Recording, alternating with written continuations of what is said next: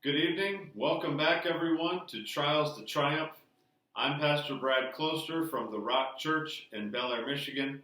Thank you for joining me. I appreciate you taking the time to let me speak at you for a few minutes. Our time always goes so quick, but I'm grateful for the time that we do have together. And may it be a blessing to you, and may this help lead, guide, direct whatever you need in your life. May it be a blessing to you.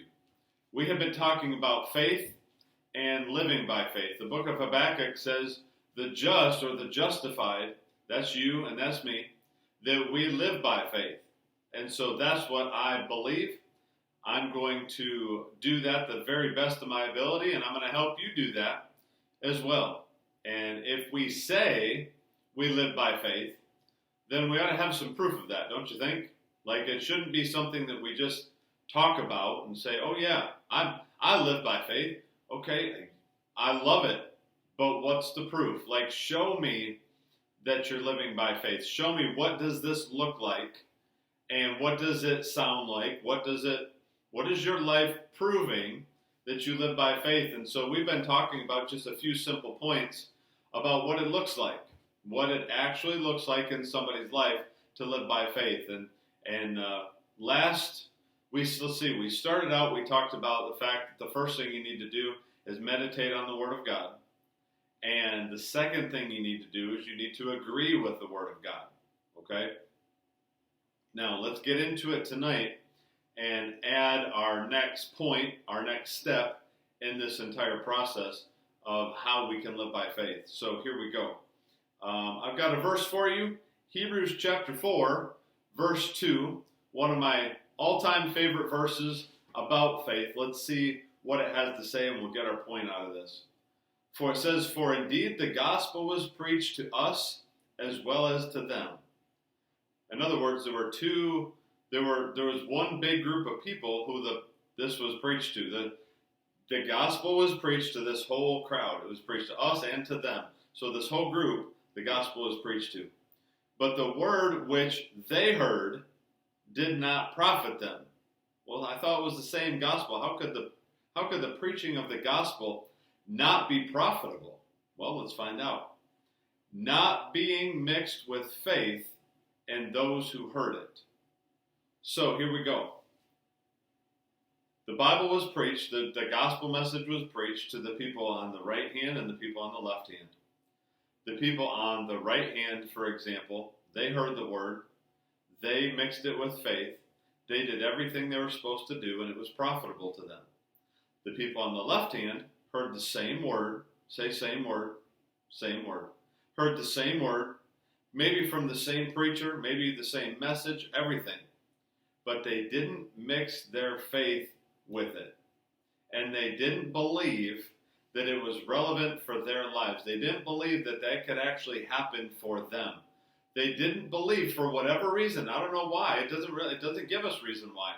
But for whatever reason, they were not willing to mix their faith with what was happening and what was being preached to believe enough that God was actually going to do something in their life. This crowd did. This crowd did not. This crowd, on the right-hand side, this crowd received the promise of heaven, and the promise of salvation, the promise of deliverance, promise of healing, whatever it happened to be. The crowd on the left hand, they did not receive any of that stuff because they didn't mix it with faith. Now, this is not so hard to believe because you can see this in any church on any given Sunday. You can scan the crowd and you can watch and find those people who are grabbing on to what is being said with everything in them. They want to hear this. They want to know this. This is changing their life. This is exciting for them.